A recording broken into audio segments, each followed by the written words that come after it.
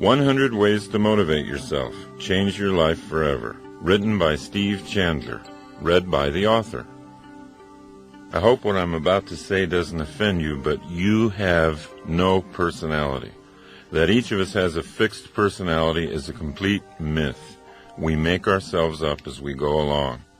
Charlie Chaplin once entered a Charlie Chaplin look-alike contest in Monte Carlo, and the judges awarded him third place. The choices we make for our thinking either motivate us or they don't. And while clear visualization of a goal is a good first step to success in life, self-motivation demands more. To truly motivate yourself in the life you want to live, action's required. As psychologist and author Dr. Nathaniel Branden has written, a goal without an action plan is a daydream. Self-creation happens once self-motivation is mastered. One flows directly from the other. Motion creates the self. In my experience as a teacher, consultant, and writer, I've accumulated 100 ways of thinking that lead directly to self-motivation. I now present these thoughts to you. Number 1. Create a vision. Arnold Schwarzenegger was not well known in 1976 when he and I had lunch together at the Doubletree Inn in Tucson, Arizona. He was in town publicizing the movie Stay Hungry. It was a box office disappointment that he just made. I was a sports columnist for the Tucson Citizen, and my assignment was to spend a full day one-on-one with Arnold and write a feature story about him. So at one point I casually asked him, "Now that you've retired from bodybuilding, what are you going to do next?" And with a voice as calm as if he were telling me about some mundane travel plans, he said, "I'm going to be the #1 box office star in all of Hollywood." I tried not to show my shock and amusement at his plan. After all, his first attempt at movies didn't promise much, and his Austrian accent, an awkward, monstrous build, really didn't suggest instant acceptance by movie audiences. So I asked him just how he planned to become Hollywood's top star. "It's the same process I used in bodybuilding," he explained. "What you do is create a vision of who you want to be and then live into that picture as if it were already true." Now notice that Arnold said create a vision. He didn't say that you wait until you receive a vision. You create one. In other words, you can make it up. Number 2. Tell a true lie. Recently, my 12-year-old daughter participated in a poetry reading in which all her classmates had to write a so-called lie poem about how great they were. They were supposed to make up untruths about themselves that made them sound unbelievably wonderful. I realized that the children were doing what Arnold did to clarify the picture of his future. By lying to themselves, they were creating a vision of who they wanted to be. So if it's hard for you to imagine the potential in yourself, then you might want to start by beginning to express it as a fantasy, like the children did who wrote the poems. Think up some stories about who you'd like to be. Without a picture of your highest self, you can't live into that self. Number 3. Leave your comfort zone. Our society encourages us to seek comfort. And yet, only challenge will test our skills and make us better. Only challenge and the self-motivation to engage the challenge will really transform us. And every challenge we face creates a more skillful self. So it's up to you to constantly look for challenges to motivate yourself. And it's up to you to notice when you're buried alive in a comfort zone. Then break free and fly away. Number 4. Find your key. I used to have the feeling that everyone else in life had been issued an instruction book on how to make life work, and I, for some reason, wasn't there when they passed the books out. Still struggling in my mid-30s with a pessimistic outlook and no sense of purpose, I voiced my frustration once to a friend of mine, Dr. Michael Killebrew. He recommended a book to me. The name of the book was The Master Key to Riches by Napoleon Hill. What the book actually did was a lot more than increase my earning capacity, although by practicing the principles in the book, my earnings did double in less than a year. Hill's advice ultimately sparked a fire in me that changed my entire attitude toward life. Without fully understanding it, I was engaging in the process of completely rebuilding my own thinking. I was, thought by thought, replacing the old cynical and passive orientation to life with a new, optimistic and energetic attitude. So what was this master key to riches?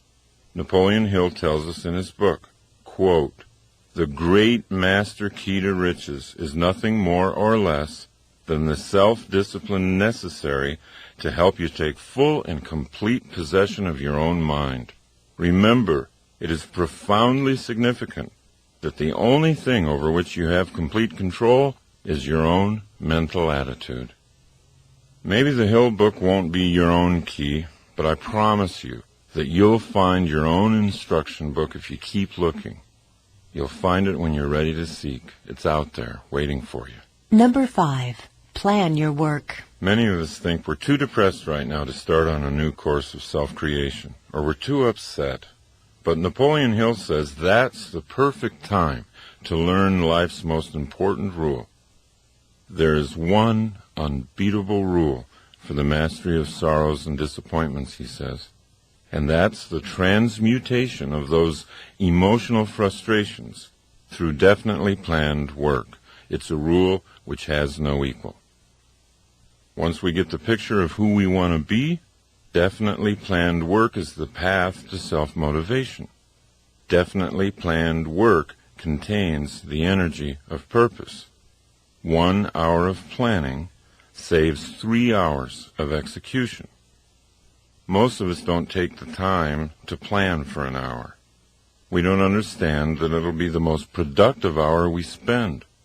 Instead, we wander into the workplace and react to crises, and ironically, most crises are a result of a failure to plan.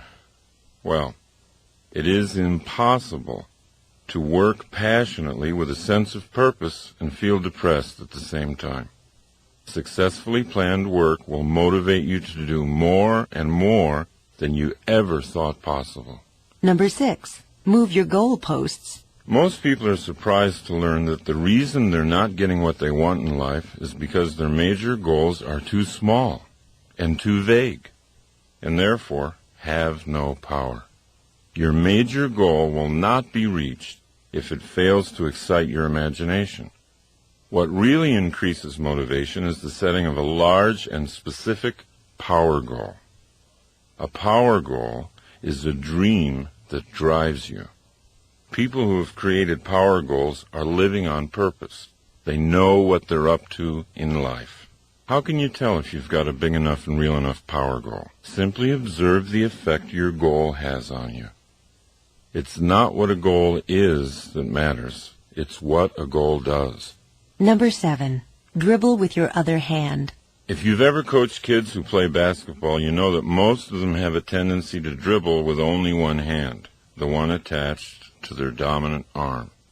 When you notice a child doing this, you might call him aside and say, "Hey, Billy, you're dribbling with one hand.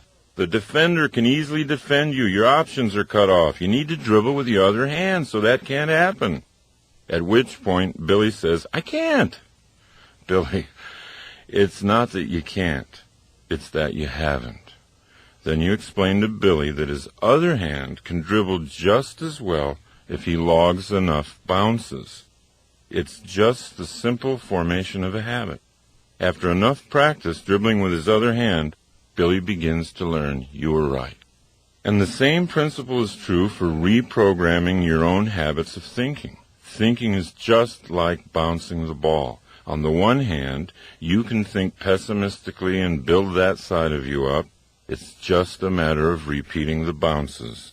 On the other hand, you can think optimistically, one thought at a time, and build that side up. The overall pattern won't change after just a few positive bounces of the ball, but you do change, one thought at a time. Number 8. Play your character. How you act is who you become. Consider these thoughts from Star Trek's Leonard Nimoy.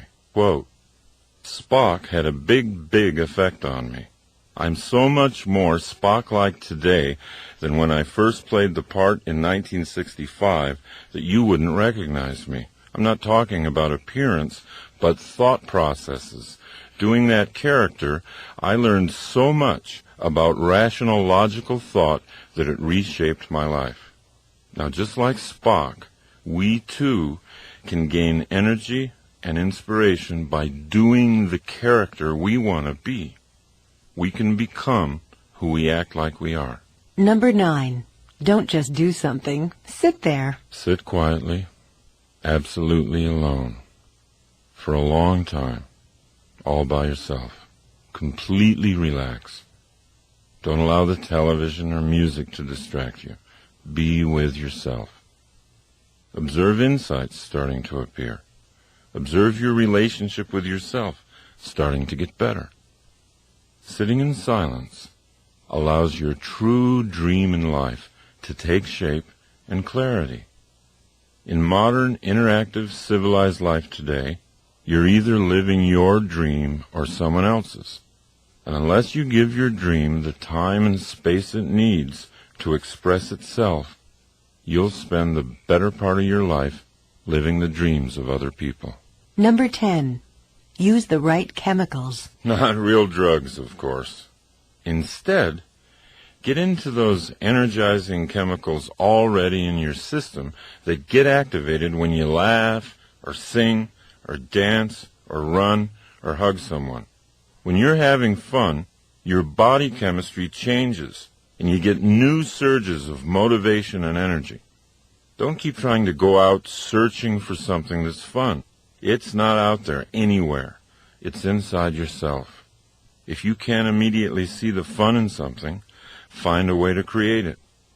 Once you've made a job fun, you've solved the problem of self-motivation. Number 11. Leave high school. Most of us think we're stuck in high school forever. Before high school, in our earlier and more carefree childhoods, we were creative dreamers, filled with a boundless sense of energy and wonder. But in high school, something got turned around. We began fearing what others were thinking of us. All of a sudden, our mission in life became not to be embarrassed. We were afraid to look bad, and so we made it a point not to take risks. Most people end up designing their lives based on what other people might be thinking of them. But we can leave that habit behind. As Emerson asked, why should the way I feel depend on the thoughts in someone else's head? Number 12. Lose face. You can create a self that doesn't care that much what people think. You can motivate yourself by leaving the painful self-consciousness of high school behind. The actor René Auberjonois said, "Show me a guy who's afraid to look bad, and I'll show you a guy you can beat every time." Number 13. Sing without feeling. Become a performer. Act like you already feel like you want to feel. American philosopher William James put it very clearly. We do not sing because we are happy. We're happy because we sing. If you want to be happy, find the happiest song you know and sing it. It works. Number 14. Kill your television. If you're watching too much television and you know it, you might find it useful to ask this one question. Which side of the glass do I want to live on? When you're watching television, you're watching other people do what they love doing for a living. Those people are on the best side of the glass because they're having fun, and you're passively watching them have fun. They're getting money, and you're paying.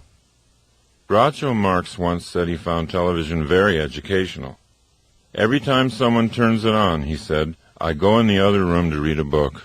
Number 15. Read yourself a story. Abraham Lincoln used to drive his law partners crazy. Every morning, he'd come into the office and read the daily newspaper aloud to himself. Why did Abe do this morning reading aloud? He'd discovered that he remembered twice as much when he read aloud than when he read silently. And what he did remember, he remembered for a much longer period of time. Anytime you have an opportunity to read something that's important to you, try reading it aloud. see if you don't make twice the impression on yourself. Number 16. Get on your deathbed. Many of us, including myself, keep pretending that our game has no end. We plan to do great things someday when we feel like it. Confronting our own death doesn't have to wait until we run out of life. In fact, being able to vividly imagine our last hours on our deathbed creates a paradoxical sensation, the feeling of being born all over again, and that's the first step to self-motivation. Number 17.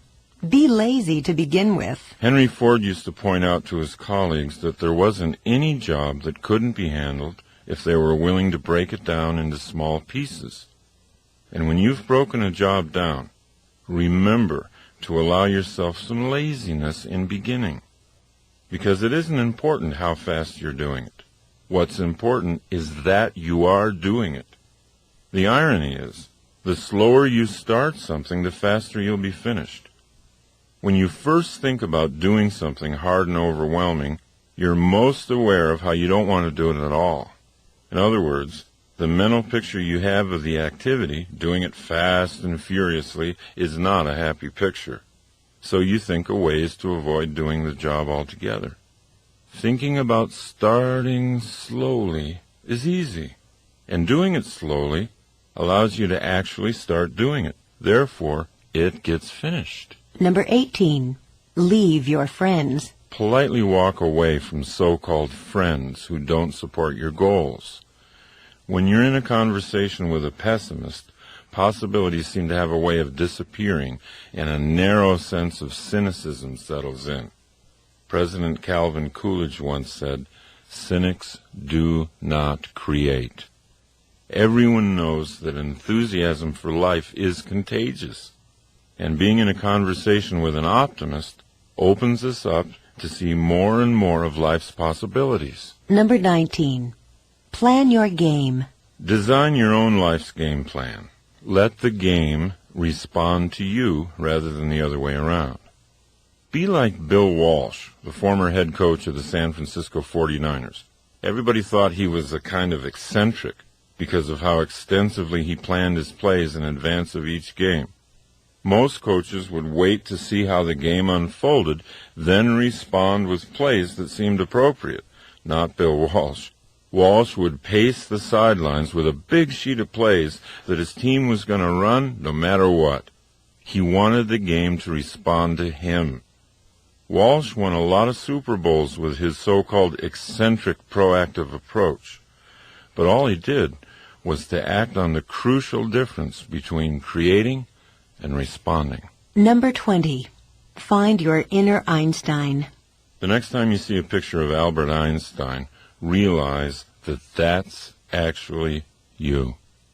Every human has the capacity for genius. To experience Einstein's creative level of thinking, all you have to do is commit to using your imagination.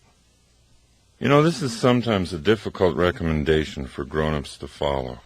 Grown-ups have become accustomed to using their imaginations for only one thing: worrying. Grown-ups visualize worst-case scenarios all day long. All their energy for visualization is channeled into colorful pictures of what could go wrong. Worry is a misuse of the imagination.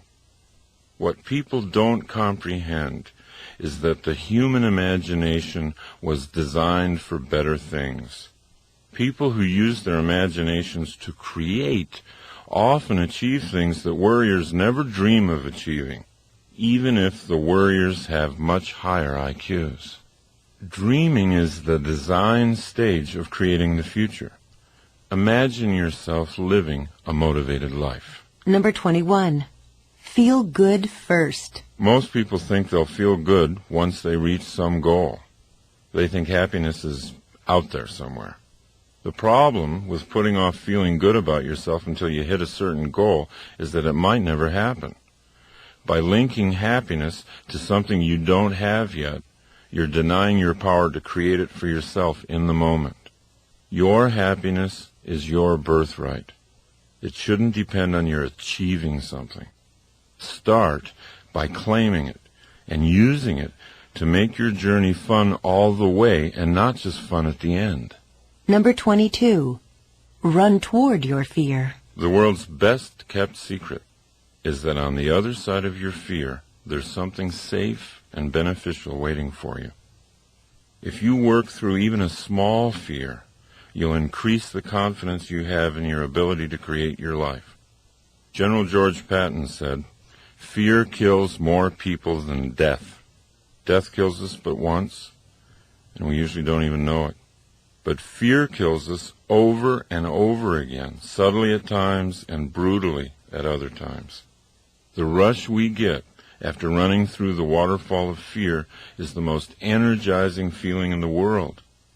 If you're ever in an undermotivated mood, find something you fear and do it, and watch what happens." Number 23. Just be unexpected.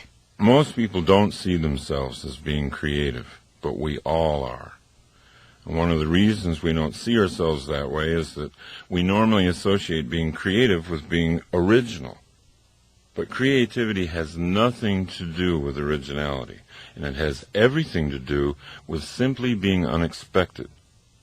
So if you're willing to accept that you are creative, you can begin to cultivate that side of yourself. You can start coming up with all kinds of unexpected solutions to the challenges that life throws at you. Number 24. Create your relationships. The Italian artist Luciano de Crescenzo said, "We are each of us angels with only one wing, so we can only fly embracing each other." And we can't create our truest selves without creating relationships in the process. Relationships are everywhere. In relationships, most of us think with our emotions, not our minds. But anytime you take a relationship problem up into the mind, you have unlimited opportunities to get creative. Conversely, when you send a relationship problem down the elevator into the heart, the gut, you risk staying stuck in that problem forever. This doesn't mean that you shouldn't feel anything. Feel everything. Notice your feelings, but don't think with your feelings. When there's a relationship problem to be solved, travel up the ladder to the most creative you. You'll soon realize that you create the relationships you have in your life. They don't just happen to you. Number 25. Be where you are. Most of us don't ever focus. We constantly feel a certain amount of psychic chaos because we're always trying to think of too many things at once. Focus on what you want, and it will come into your life. Focus on being a happy and motivated person, and that's who you'll be. Number 26. Act like a hero. We need heroes in our lives. They're not a sign of weakness, they're a source of strength. Bernard Malamud said, "Without heroes, we are all plain people and we don't know how far we can go." Heroes show us what's possible for a human being to accomplish. Therefore, heroes are very useful to anyone interested in self-motivation. You don't have to have just one hero. Choose a number of them. Put their pictures up. Become an expert in their lives. Collect books about them. Let your heroes' lives inspire you. They're only people like we are. What distinguishes them from us is the great levels they've reached in self-motivation. To just passively adore them is to insult our own potential.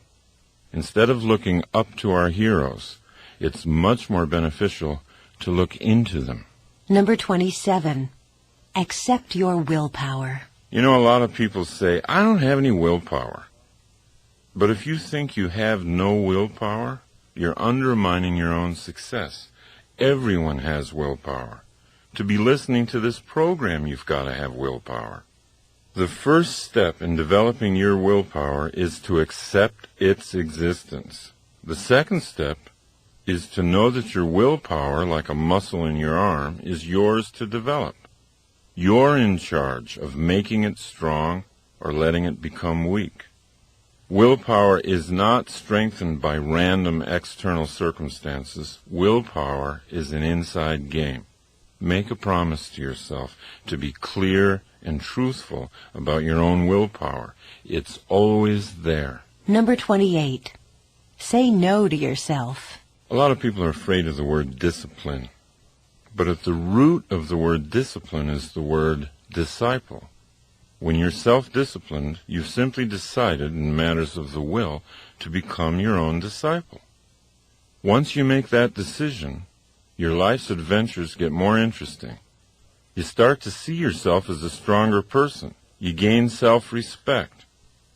Psychologist Abraham Heschel said, "Self-respect is the fruit of discipline. The sense of dignity grows with the ability to say no to oneself." Emerson said that when we say no to a temptation, the power of that temptation passes into our willpower. And William James recommended that we do at least 2 things every day that we don't want to do.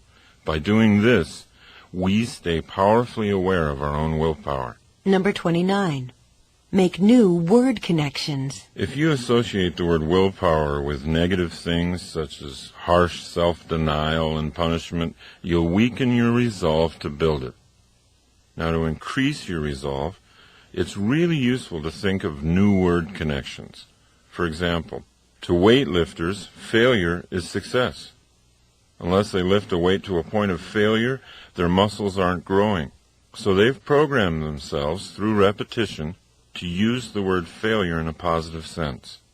Language leads to power. So be conscious of the creative potential of all the language you use, and then guide that language in the direction of more personal power. Number 30. Deprogram yourself. If you're a regular consumer of the major news programs, you belong to a very persuasive and hypnotic cult. You need to be deprogrammed. Start by altering how you listen to the media. Program out all the negative, cynical, and skeptical thoughts that you now allow to flow into your mind unchecked when you hear the news. Once you've gotten good at factoring out the negative aspects of the media today, take it a step further. Make your own news. Be your own breaking story. Don't look to the media to tell you what's happening in your life. Be what's happening. Number 31. Open the present. Practice being awake in the present moment. Make the most of your awareness of this moment. Don't live in the past unless you like guilt. Don't live in the future unless you like fear. Just stay focused on today. Watch what happens to your motivation. Number 32. Serve and grow rich. You can motivate yourself by increasing the flow of money into your life. And most people are embarrassed to even think this way. They don't want to think and grow rich because they think they'll be thought of as greedy. Or maybe they still believe in the thoroughly discredited Marxist economic superstition that to make money, you have to take it away from somebody else. Or else they don't want to come across as being obsessed with money. But you know who's really obsessed with money? People who think they don't have enough. They obsess about money all day long. It's in their family discussions. It's in their minds at night. It becomes a destructive part of their relationships during the day. George Bernard Shaw said, "Our first duty in life is not to be poor. The road to not being poor always travels through your professional relationships. The more you serve those relationships, the more productive you'll become, and the more money you'll make. Allow yourself to link financial well-being with an increased capacity for compassion for others. If I'm living in poverty, how much love and attention can I give my children or to my fellow humans? How much help can I be to others if I'm always worried about being in debt?" Number 33. Imitate Columbo. In your professional life, whatever it is, always be curious. When you meet with someone, think of yourself as a bumbling but friendly private detective like Columbo was. Ask questions. By asking questions in your relationships, you're already creating the relationship, and you're already self-motivated. You don't have to wait for the other person to make it happen. Number 34. Give away some power. Motivate yourself by giving someone else the ideas necessary for self-motivation. You can have any experience you want in life simply by giving that experience away to someone else. John Lennon called it instant karma. If you want to be motivated, shift your inspiration to someone else. Point out their strengths. Offer encouragement and support. Watch what it does for you. Number 35. Talk to yourself. We've always been a little nervous culturally about talking to ourselves. We associate it with insanity. But Plato said that thinking was the soul talking to itself. There's no one better to talk to than yourself if you really want to get things worked out. No other person has as much information about your problems. No one knows your skills and capabilities better. Nathaniel Branden suggests that we get our creative thinking going each morning by asking ourselves 2 questions. 1, what's good in my life? And 2, what is there still to be done? Because thought always precedes action, talking to yourself is a proven way to get motivated. Number 36. Schedule your comebacks. Progress toward your goals is never going to be a straight line. It'll always be a wavy line. You'll go up and then come down a little. 2 steps forward and 1 step back. Now, most people get discouraged when they slide a step back after the 2 steps forward. They think they're failing. They think they've lost it. But they really haven't. They're simply in step with the natural rhythm of progress. Now, once you understand this rhythm, you can look ahead on your calendar and block out time to refresh, renew, recover. Schedule your comeback while you're on top. Build in big periods of time to get away, even to get away from what you love, because coming back is going to be that much more exciting when you've been renewed. Number 37. Live your true life. The psychologist David Viscott wrote, when you say you fear death, you're really saying that you fear you've not lived your true life. This fear cloaks the world in silent suffering. How do you know what your true life is? How do you know how to live it? First, find out what makes you happy, and then start doing that. Now, if writing makes you happy and you're not writing for a living, you might want to start up a company newsletter. When I first realized that speaking and teaching made me happy, I started a free weekly workshop. I didn't just wait until something was offered to me.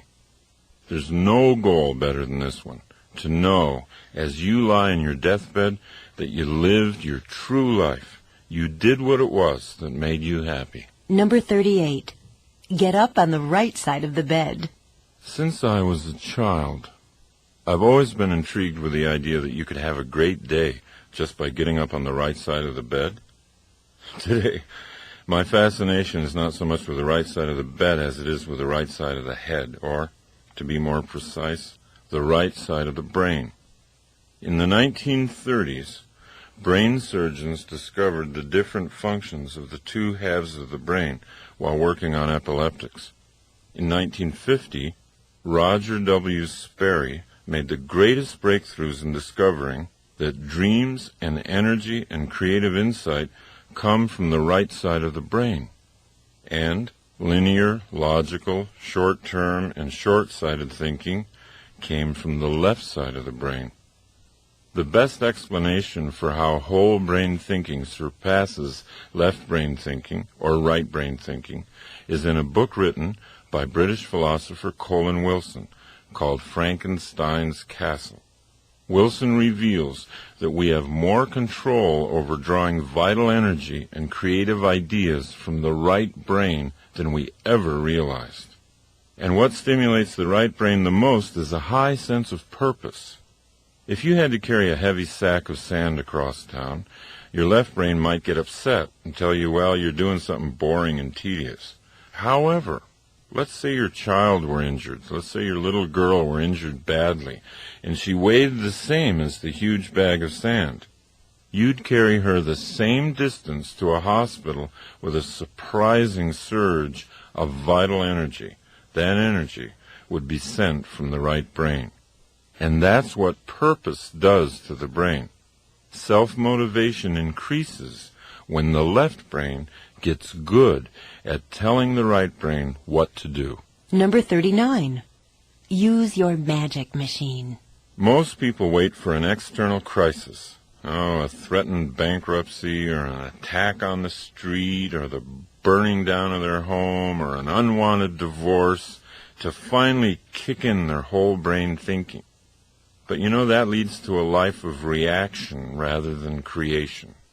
The 3 best ways to activate whole brain thinking are through goal setting, joyful work, and revitalizing play. So rather than wait for some external crisis to appear, you can create an internal challenge of your own. Goals and games. Goals and games motivate you more than anything else in the world. Number 40. Get your stars out. Terry Hill, the New York writer, has been a friend of mine since the 6th grade, and he gives lectures and seminars on creativity. His advice to his audiences on the subject of creativity is from J.D. Salinger, and that is, make sure you get your stars out. And this is another way of saying, let the universe that is in you shine freely. Don't try too hard to force things. Just get your stars out and let them shine. Number 41. Be a finisher. Do you want to know where fatigue really comes from? It doesn't come from working too hard. All the research shows that fatigue comes from not finishing your work. William James once wrote, "Nothing is so fatiguing as the hanging on of an uncompleted task." I was giving a self-motivation seminar recently. During one of the breaks, a man came up to me and he said, "Hey, you know what? My problem is I never seem to finish anything. I'm always off onto something before anything's completed." He then asked whether I could give him some affirmations that might alter this. So I said, "Do you think affirmations are what you need? I mean, if you had to learn to use a computer, could you do it by sitting on your couch and repeating the affirmation, 'I know how to use a computer. I'm great at using computers. I'm a wizard on a computer'?" He admitted that affirmations would probably have no effect on his ability to use a computer. So the best way to change your belief system is to change the truth about you, I told him. To believe that you're a good finisher, you've got to build a personal record of finishing tasks. He followed my suggestions, and he followed them with great enthusiasm. He bought a notebook, and at the top of the first page he wrote, "Things I've finished." Each day he made a point of setting small tasks and finishing them. Whereas in the past he was inclined to start sweeping his front walk and leave it unfinished when the phone rang, now he let the phone ring so he could finish the job and record it in his notebook. The more things he wrote down, the more confident he became that he really was becoming a finisher. Consider how much more permanent his belief change was than if he tried to do it with affirmations. He could have whispered to himself all night long, "I am a great finisher." But his right brain would have known better. We motivate ourselves by finishing things. Number 42. Invent games.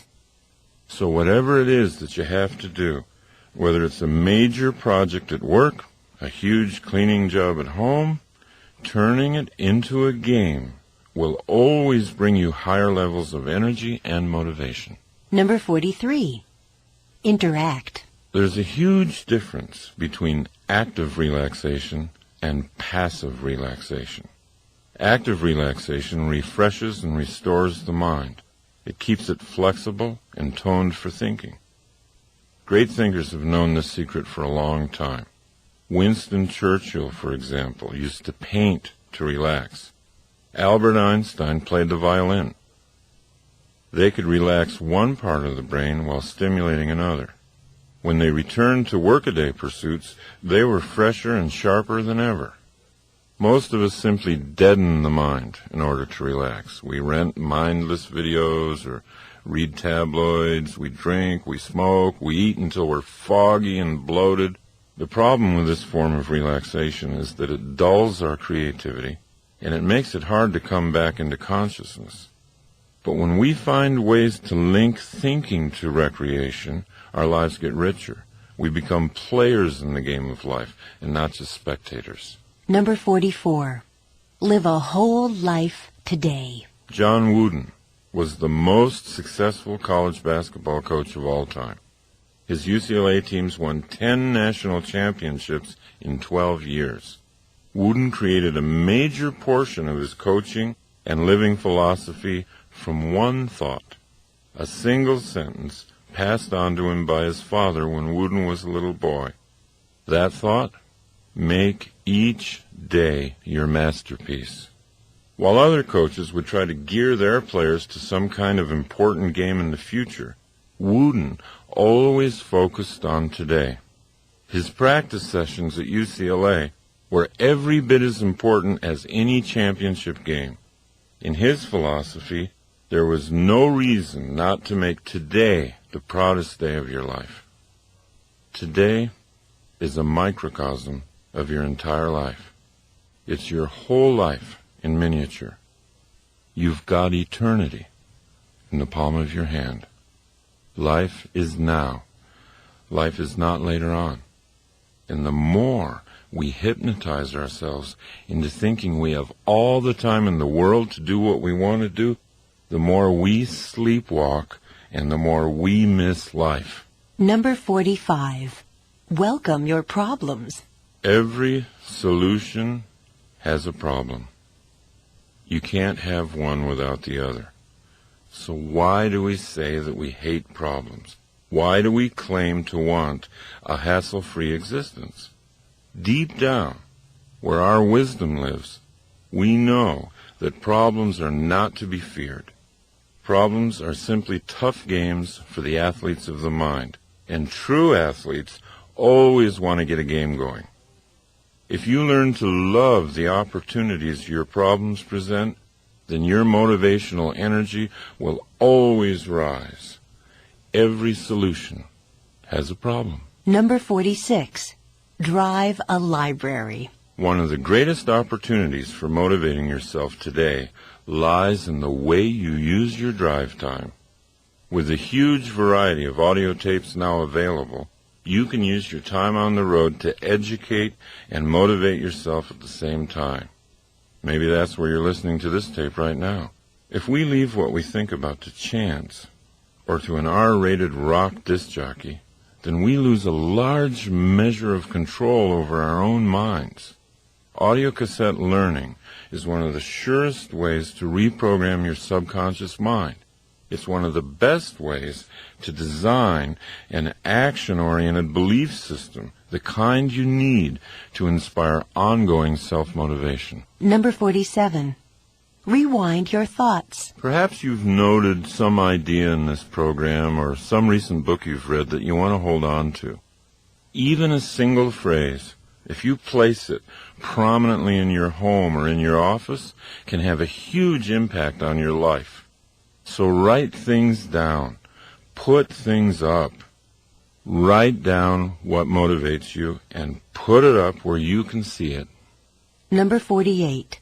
Make yourself up. One of the ways to get started creating goals and action plans is just make them up like you did as a kid. Think of creating in simpler terms than that. Think of it as something that all humans do very easily.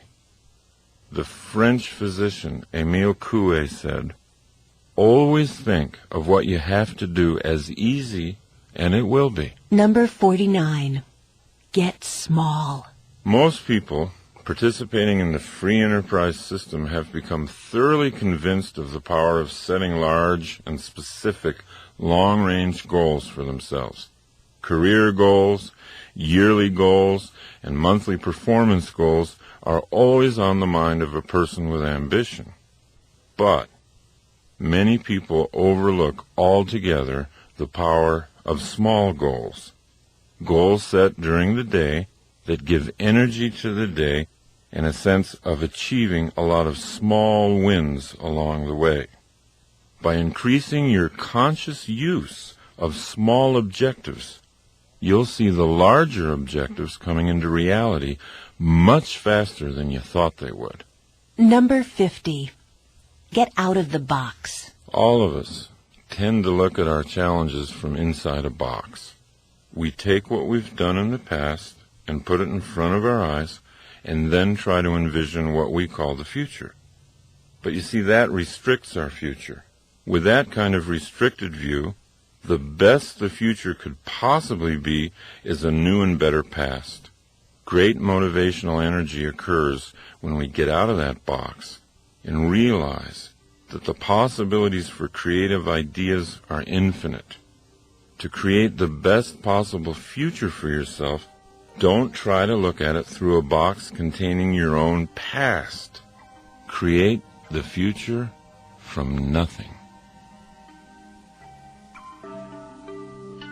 Number 51. Advertise to yourself. Sports psychologist Rod Gilbert says, quote, "Losers visualize the penalties of failure, and winners visualize the rewards of success. Without advertising our goals to ourselves, we can lose sight of them altogether." Now, I'll often start the day by drawing 4 circles on a blank piece of paper. The circles represent my day, my month, my year, and my life. Inside each circle, I write down what I want. It can be a dollar figure, it can be anything. And the goals can change from day to day. It doesn't matter. There's no way to get this process wrong. But by writing the goals down, I'm like an airline pilot looking at my map before takeoff. I'm orienting my mind to what I'm up to in life. I'm reminding myself of what I really want. Now, when you get on a plane, would you poke your head into the cabin and say to the pilot, just take me anywhere? That's how we live our lives. That's how we live our lives when we don't make a map. Number 52. Don't stop thinking. Motivation comes from thought. Everything we do begins with a thought. And when we quit thinking, we lose the motivation to act. We eventually slip into pessimism, and the pessimism leads to even less thinking, and so it goes. A downward spiral of negativity and passivity, feeding on each other. Pessimists think so negatively about doing the whole thing perfectly that they end up doing nothing and becoming passive. Whereas the optimist always does a little something, always takes an action, always feels like progress is being made. Pessimists continually use their imaginations to visualize worst-case scenarios, and then concluding that those scenarios are so hopeless that there's no cause for action. Therefore, pessimism always leads to passivity. Optimists agree with Colin Wilson's point of view. He said, "Imagination should be used not to escape from reality, but to create it." Begin the habit in yourself of saying no to negativity. When negative thoughts start their argument in your mind, which they always do, even for optimists, don't stop thinking. Real creative thinking is going to lead to optimism, and optimism is always self-motivating. Number 53. Debate your dark side. Negative thinking is something we all do. The difference between the person who's primarily optimistic and the person who's primarily pessimistic is that the optimist learns to become a good debater. Once you become thoroughly aware of the effectiveness of optimism in your life, you can learn to debate your pessimistic thoughts. If you catch yourself brooding, worrying, thinking pessimistically about an issue, build a case for the optimistic view. Pretend you're an attorney. whose job it is to prove the pessimist in you is wrong. If you really want to open up your life, go optimistic. Number 54. Make use of trouble. You know, I think all of us have heard so many stories, so many incidents where bad events, looking back, in retrospect, were strokes of great fortune. A person who breaks her leg skiing, meets a doctor in the hospital, falls in love, marries him, has a happy life. What seemed horrible turns out to be unexpectedly great. We begin to see the truth in what Richard Bach says. Every problem carries a gift inside it. Now, by choosing to make use of seemingly bad events, by asking yourself, how can I use this? What might be good about this? You can get to the gift inside your problem a lot more quickly. Number 55. Learn to brainstorm by yourself. So, try this. Put a goal on the top of a page, and then put numbers 1 through 20 on that page and begin your brainstorming session. List 20 ideas. They don't have to be well thought out. They don't have to be reasonable. Give yourself permission to flow. Your only objective is to have 20 ideas scrawled down within a certain period of time. If you do this for 1 week, you'll end up with 100 ideas. Are they all usable? No, of course not. But who cares? When you began the process, you probably didn't have any usable ideas. Number 56. Create your own voice. There have been times when I've been told that I am lucky to have a good speaking voice. Many people are impressed. Sometimes I don't even use a microphone. I speak to hundreds of people in the audience, boom out to them. And you know, people will say, boy, you've been blessed with a powerful set of vocal cords. I have to tell you, it's not true. My voice used to be no better than some feeble monotone. It really was really awful. I mean, I would talk like this. Now, you know, my voice, I would love to see you today. Now look, I set about to change it.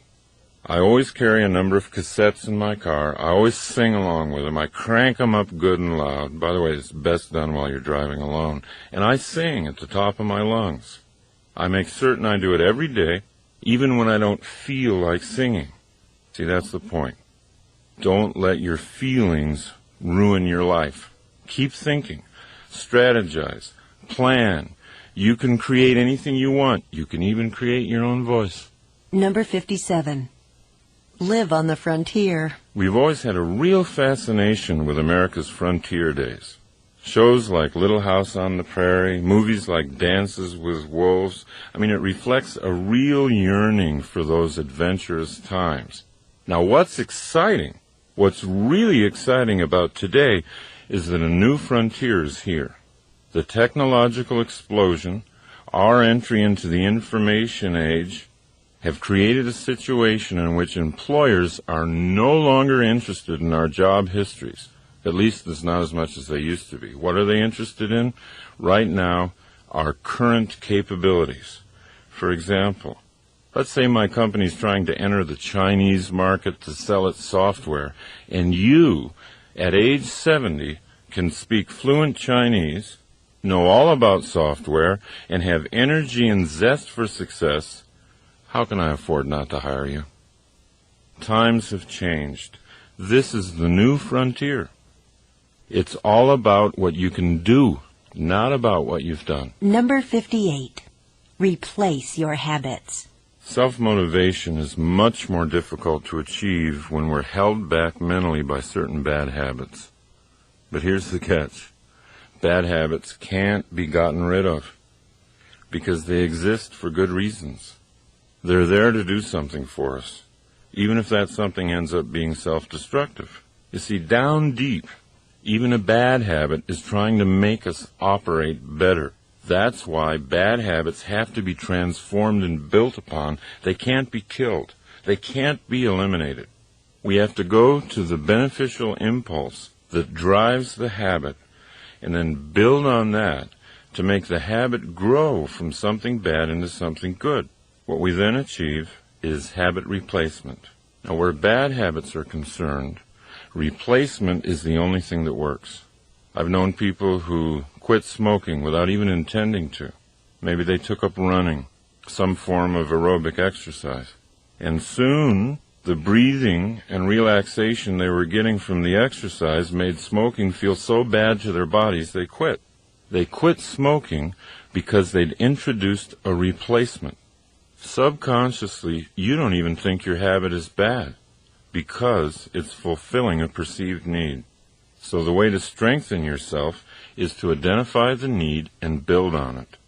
Honor the need by replacing the current habit with one that's healthier and more effective for you. Number 59.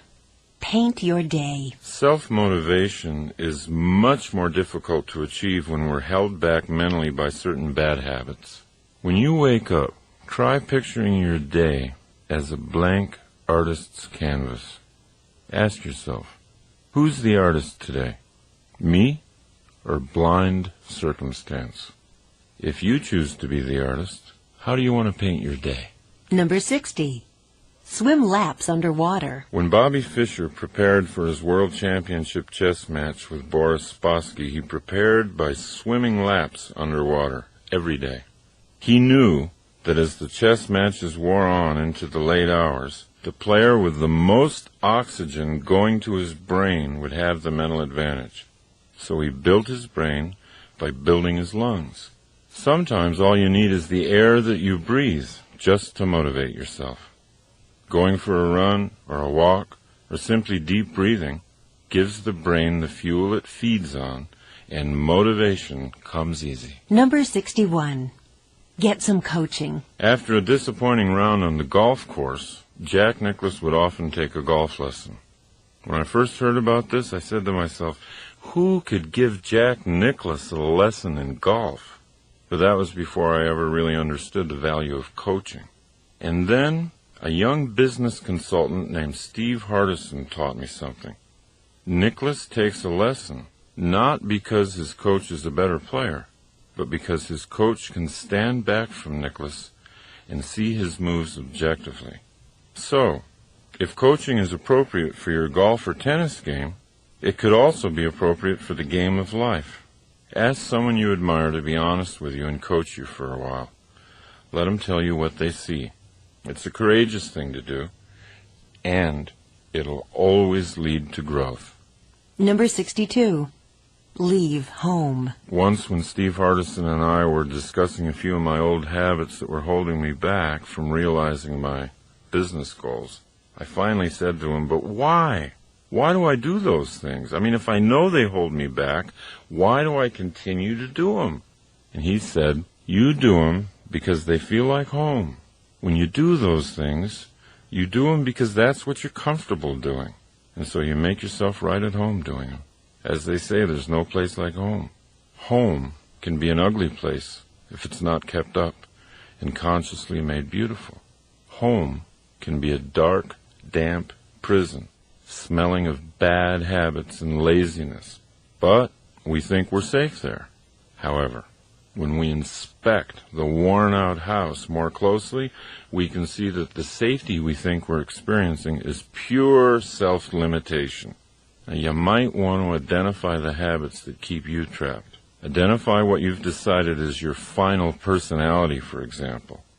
Understand that it might be a hasty construction built only to keep you safe from risk and growth. See, once you've done that, you can leave. You can leave home. You can get the blueprints out, and you can create a home you really want. Number 63. Perform rituals. As you listen to these various ways to motivate yourself, you might have noticed that action is often the key. Doing something is what leads to doing something. It's the law of the universe. An object in motion stays in motion. My own ritual for jump-starting the brain is walking. Many times in my life I've had a problem that seemed so overwhelming. It seemed too overwhelming to even do anything about.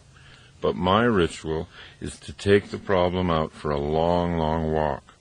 Time and time again, during the course of the walks, something comes out of nowhere. Some idea for an action that would solve the problem. So try making up a ritual for yourself, anything that will act as a self-starter. Rituals will have you in action before you feel like getting into action.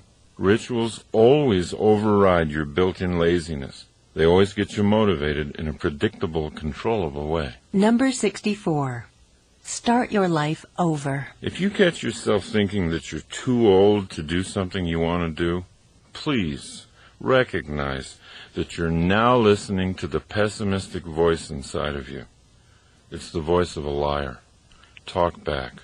Remind the voice of all the people in life who've started their lives over again at any age they wanted to. John Houseman, the Emmy Award-winning actor in The Paper Chase, he started acting professionally when he was 73 years old. Don't listen to the voice inside. You can start your life over right now. Number 65. Keep all your promises. One way I used to motivate myself was to make some unreasonable promise. To go to someone I cared about, either personally or professionally, and promise something really big. Something that'll take all the effort and creativity I had to make it happen.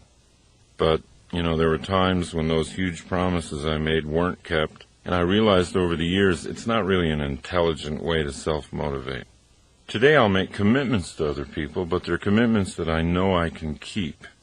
But to motivate myself, I've replaced promising others with setting goals inside myself. The power of goals is that they can be outrageous, they can be huge, and they can free up really wild possibility thinking. Without setting large goals internally, what I tend to do is just live a life of things that I think I have to do. Number 66. Give some luck away. Basketball coach John Wooden used to say, "You cannot live a perfect day without doing something for someone who will never be able to repay you." I agree with that. And there's a way to make sure you can't be repaid.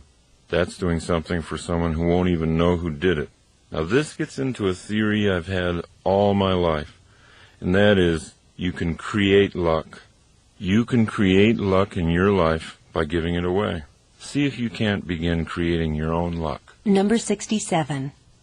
Draw your universe. If you use my 4-minute 4-circle goal-setting system that I talked about earlier, you can create your own goal-directed universe.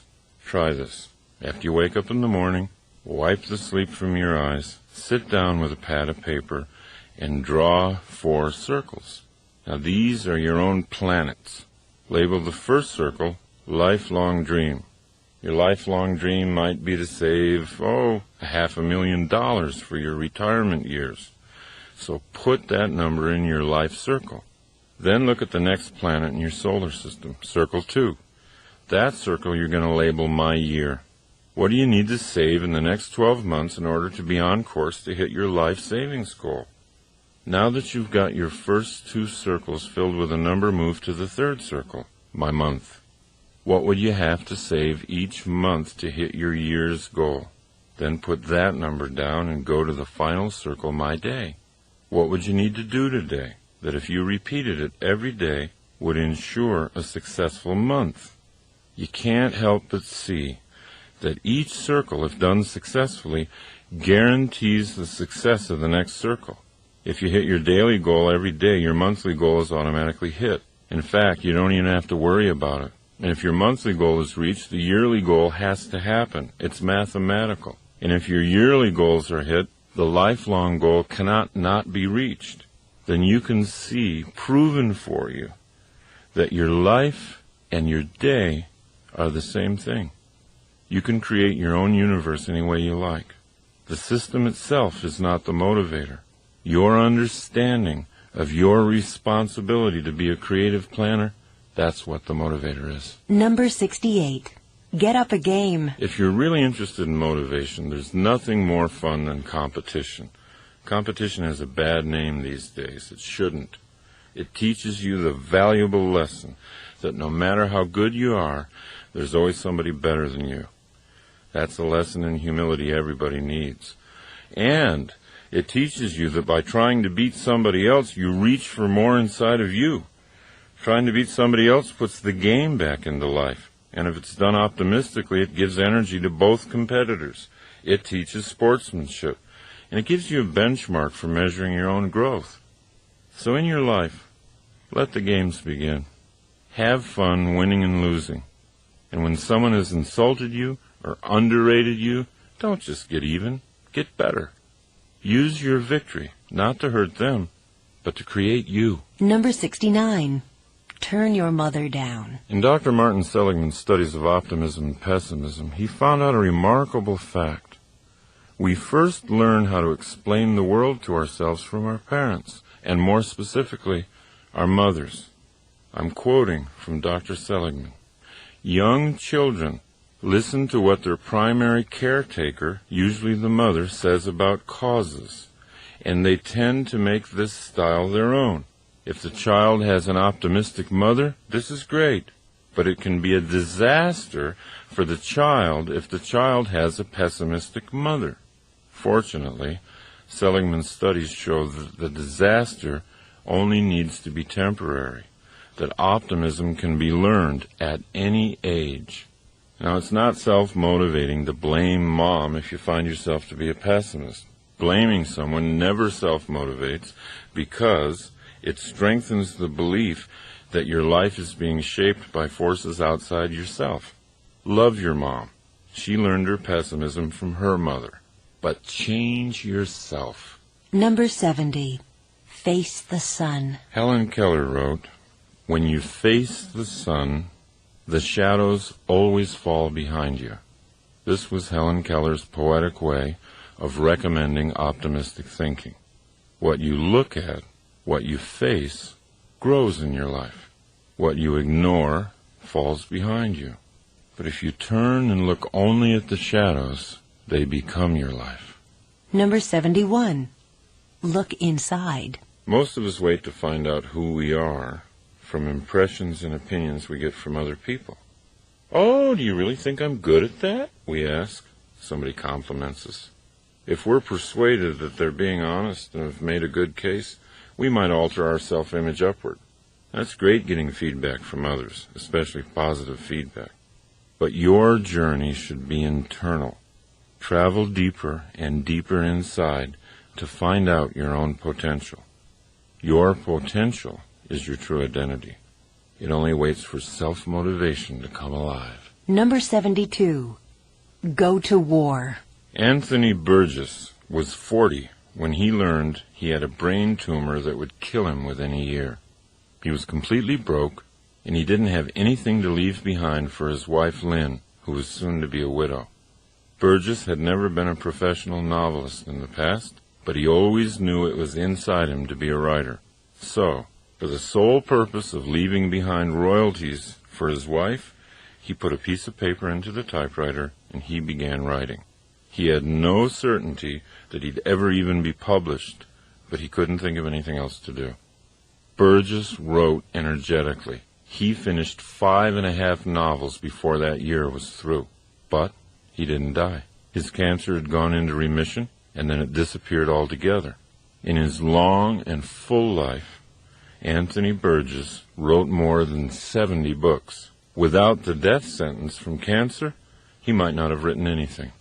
You know, it's funny, but research shows that during times of war, suicide rates go down.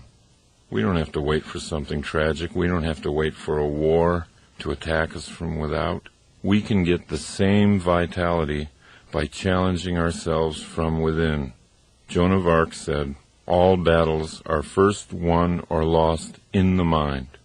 A useful exercise for self-motivation might be this. Ask yourself, what would you do if you had Anthony Burgess's original predicament? If I had just a year to live, how would I live differently? What exactly would I do? That question can inspire surprising thoughts. It can reveal skills inside you that you're not using today. Number 73. Make small change. When I first began working on self-motivation a long time ago, I'd go through all kinds of emotional mood swings. I'd get really high on the idea of who I could be. I'd set out to change myself overnight. And then my old habits would pull me right back to who I used to be. Then I'd become demoralized. Later in my life, I finally caught on to the idea that great things are often created slowly. Great paintings, great buildings. So why couldn't great people be created slowly? So if you're willing to see yourself as a masterpiece in progress, then you'll love small changes. You'll be excited by a tiny thing you did differently today. If you want a stronger body and you took the stairs instead of the elevator, celebrate. You're moving in the direction of self-creation.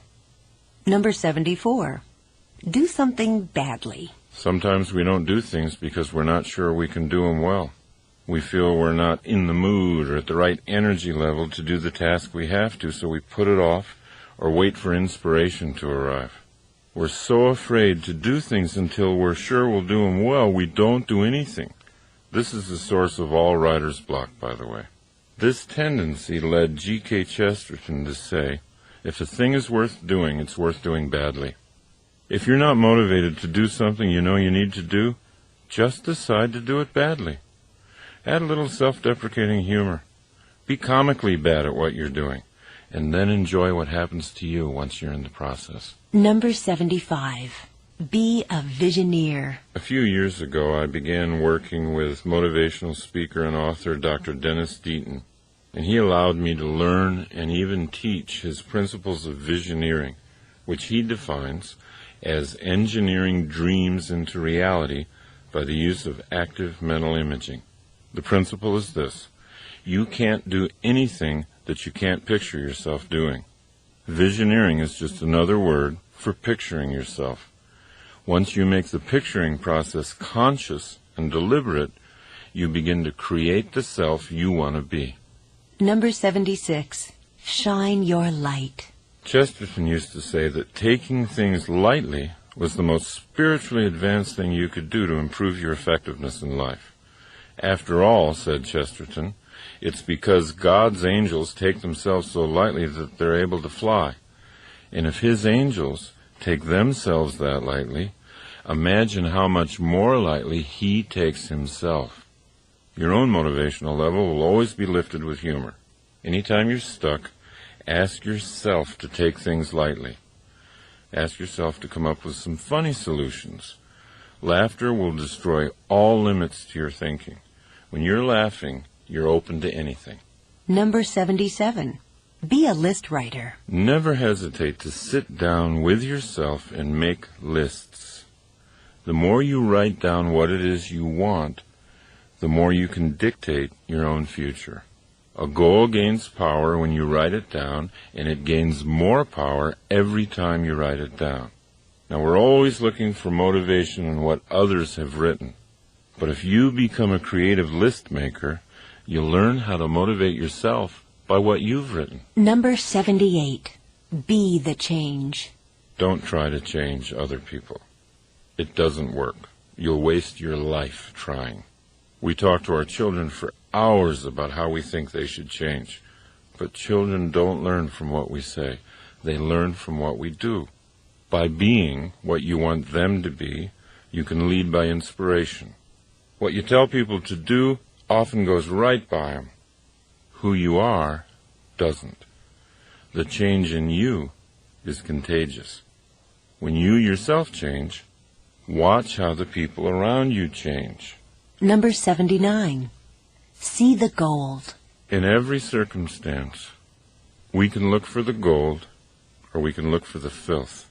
And what we look for, we'll find. Opportunities are like those subatomic quantum particles that come into existence only when they're seen by an observer. Your opportunities will multiply when, and only when, you choose to see them. Number 80. Simplify. The great Green Bay Packer football coach Vince Lombardi was once asked why his world championship team, which had so many multi-talented players, ran such a basic and simple set of plays. It's hard to be aggressive, he answered, when you're confused. When you simplify your life, it gathers energy. Number 81. Pin life down. Recently, I was working with car dealer Henry Brown of Brown & Brown Nissan, which is a nationally celebrated Nissan dealership. And he was telling me a story about his son, a high school wrestler.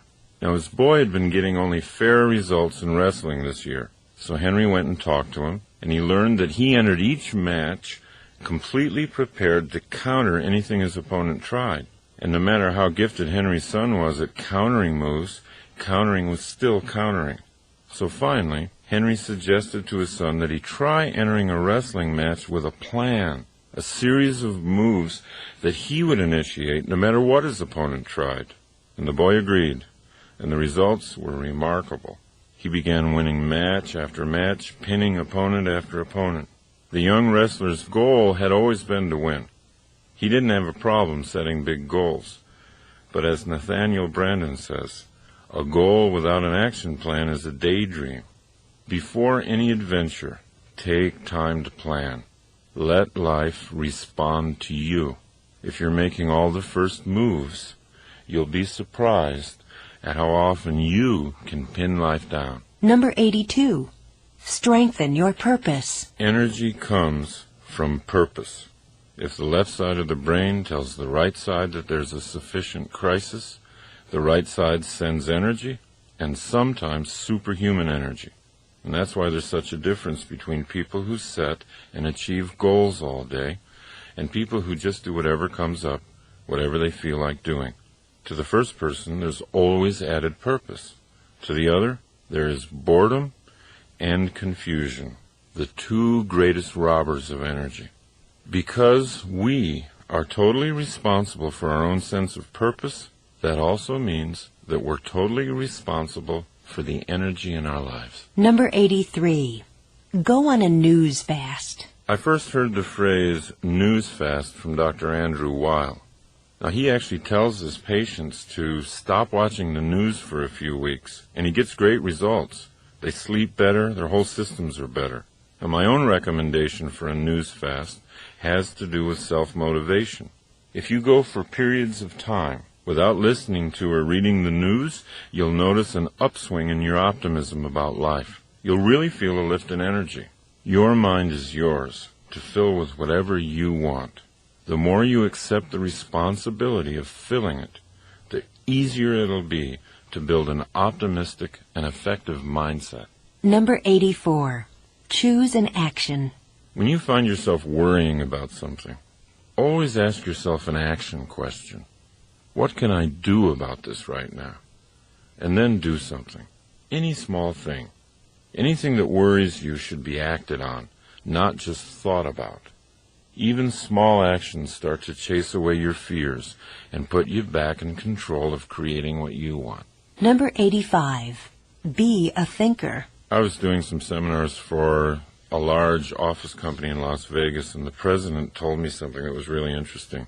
He said he had basically two kinds of people working for him, the whiners and the thinkers. The whiners were often very smart, dedicated employees who worked long hours, but when they came into the president's office, it was always to complain. And here's what he said. They're great at finding fault with other managers and telling me what's wrong with our systems, but they're a drain on me because they're so negative I end up trying to make them feel better, and after that I'm depressed. Now the thinkers, on the other hand, had a different way of coming into the office with problems. Here's what he said about them. The thinkers come to me with ideas. They see the same problems that the whiners see, but they've already thought about possible solutions. When you're committed to self-motivation, you'll follow into the realm of the thinker, naturally. You'll be more valuable to your organization and to yourself.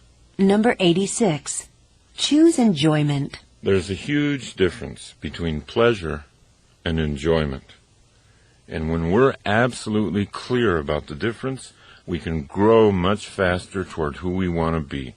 What we do for pleasure, for example, routine sex, eating, drinking, all kinds of short-term stuff, that's different than what we do for enjoyment. Enjoyment always involves the use of a skill, and it always involves facing a challenge. Things like sailing, gardening, golfing, any kind of activity like that involving skills meeting a challenge result in enjoyment. People who get clear on the difference begin to know how to consciously put more enjoyment into their lives. Number 87. Read mystery novels. The person with the highest IQ ever measured, Marilyn Vos Savant, recommends mystery novels as brain builders. Here's what she says. Not only is this exercise fun, but it's good for you. I'm not talking about violent thrillers or police procedural novels, but instead I'm directing you to those elegant, clue-filled, intelligent mysteries solved by drawing conclusions, not guns." Unquote. Marilyn Vos Savant believes strongly that the brain can be built as surely and as quickly as the muscles of the body. So the next time you feel like curling up with a good mystery, don't feel guilty. You might be doing the most productive thing you've done all day. Number 88. Express your thoughts. Go ahead and feel your feelings. But when it's time to talk, be thoughtful and express your thoughts. Number 89. Use your weaknesses. Make a list of your strengths and your weaknesses on separate pieces of paper. Place the list of strengths somewhere where you'll see it again, because just looking at it will always pick you up. Now, look at your list of so-called weaknesses and study them for a while. Stay with it until you feel no shame or guilt about them. Allow them to become interesting characteristics instead of anything negative. Ask yourself how each characteristic could be useful to you. When Arnold Schwarzenegger became a professional actor, he had a weakness, his thick Austrian accent. It wasn't long, however, before Arnold incorporated his accent into the charm of his action hero persona on the screen, and a former weakness became a strength. His accent became an identifying part of his characters, and people everywhere were imitating it. Now, there isn't anything on your weakness list that can't be a strength for you if you think about it long enough. Number 90. Try becoming your problem. Whatever type of problem you're facing, the most self-motivational exercise I know of is to immediately say to yourself, I'm the problem. Because once you see yourself as the problem, you can see yourself as the solution. By seeing ourselves as victims of our problems, we lose the power to solve them. To activate the power inside ourselves, we need to take only 2 essential steps. 1, own the problem, and 2, create the solution. Number 91. Inflate your goal. There is another self-motivator that must be used as an intellectual tool only. Take a certain goal of yours and double it, or triple it, or multiply it by 10, and then ask yourself, quite seriously, what would you have to do to achieve that new goal? Now, I've often used this method for self-motivation with myself. If I have a goal of signing, say, 2 seminar contracts in the next 3 weeks, I'll often get out a pad of paper and ask, how would I get 10 contracts signed in 3 weeks? It always puts me at a different level of thinking. And because I'm solving the problem of 10, I always get at least 2. Remember, it's just a self-contained game, not a promise to anybody else. But it is a game that's fun to play. Why? Because it works. Number 92. Come to your own rescue. There are 2 ideas that are contained in the work of psychotherapist Nathaniel and Devers Brandon that have helped me incredibly. Here's the first one. You can't leave a place you've never been. And here's the other one. No one is coming. I used to believe I could run from all my frightening thoughts and beliefs about myself. But all that ever did was create deeper internal fears and conflicts. What I really needed was to get all my fears into the sunshine and demystify them. Once I systematically began to do that, I was able to dismantle the fears like a bomb squad does to a bomb. Acceptance and full consciousness of those fears was the place I'd never been. Once I was in that place, I could leave. Now, the notion that no one's coming was more terrifying. That idea sounded too much like abandonment. Many of us, even as grown-ups, devise very elaborate and subtle variations of the theme, I want my mommy. The Brandons showed me that I could be much happier, much more effective if I valued independence and self-responsibility above dependency on someone else. So when you accept the idea that no one's coming, it's actually a very powerful moment, because it means that you're enough. You can handle your problems yourself. You can grow. You can get strong. You can generate your own happiness. And paradoxically, from that position of independence, truly great relationships can be built, because they're not based on dependency. They're not based on fear. They're based on mutual independence and love. See how much better you are at self-motivation once you've begun to celebrate the news that you're enough. Number 93. Push your own buttons. Motivation never has to be accidental. Any form of motivation. A lot of people like to motivate themselves musically, for example. But you don't have to wait for hours until a certain song comes on the radio that picks up your spirits. You can control what songs you hear. If there's certain songs that always lift you up, create a greatest motivational hits tape for yourself. You've got much more control over your environment than you've ever realized. Learn how to push your own buttons. Number 94. Strengthen your rehearsal. The harder you are on yourself, the easier life is on you. There isn't anything life can challenge you with that you can't challenge yourself with in advance. You can set yourself up to succeed. If you have to make a presentation in front of someone who scares you, you can always rehearse it first in front of someone who scares you more. If you've got something hard to do and you're hesitant to do it, pick out something even harder and do that first. Watch what it does to your self-motivation going into the real challenge. Number 95. Improve your vision. Robert Fritz said, "It's not what a vision is, it's what a vision does." So what does your vision do? Does it give you energy? Does it make you smile? When you're tired, does it take you that extra mile? A vision should be judged by these criteria.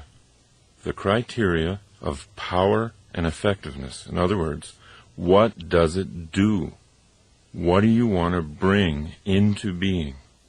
If your vision isn't giving you energy, then picture another one. Keep at it until you develop a vision that's so colorful and so clear it puts you in action just to think about it. Number 96. Build your power base. The more awake you are, the more conscious you are, and the more you pay attention to how your own efforts at self-motivation are succeeding, the more powerful you'll become. Your knowledge of self-motivation is power in and of itself. Respect your knowledge and build on it. Number 97. Link truth to beauty.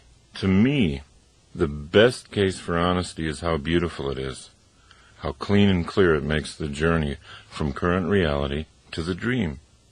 Truth leads you to a more confident level in your relationships with others and with yourself. It diminishes fear. It increases your sense of personal mastery. Lies, half-truths, they'll always weigh you down, whereas truth will clear up your thinking and give you the energy and clarity needed for self-motivation. Number 98. Take no for a question. Ask the universe for what you want. Don't take no for an answer. Take no for a question. When you ask for something and it's denied to you, imagine that the no you heard is really the question. Can't you be more creative than that? Never accept no at face value. Let rejection motivate you to get more creative. Number 99. Walk with love and death. Whenever I need to get through something, face something, or create a courageous kind of action plan, I always take long walks. When I walk long and far enough, a solution always appears.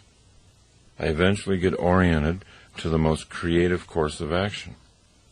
Andrew Weil in his book Spontaneous Healing says, when you walk, the movement of your limbs is cross-patterned. The right leg and left arm move forward at the same time, then the left leg and right arm. This type of movement generates electrical activity in the brain that has a harmonizing influence on the central nervous system, a special benefit of walking that you don't necessarily get from other kinds of exercise. I call it a walk with love because love and fear are opposites. Most people think love and hate are opposites, but they're not. The ultimate creativity occurs from a spirit of love. Love is always creative, and fear is always destructive. And I call it a walk with death because it's only the acceptance and awareness of my own death that gives my life the clarity it needs to be exciting. Take your own challenges out for a walk. Feel your self-motivation growing inside you. Feel the electricity in your brain. Feel it harmonize with your central nervous system. You'll soon know for a fact that you do have what it takes. You can walk courage into existence. Number 100. Buy yourself flowers. Buy yourself flowers, and every time you look at them, let them remind you of how colorful your future is going to be, how fresh your thoughts are, how easy it is for you to honor yourself, how much power you have to make your environment beautiful, and how sweet the smell of the universe can be.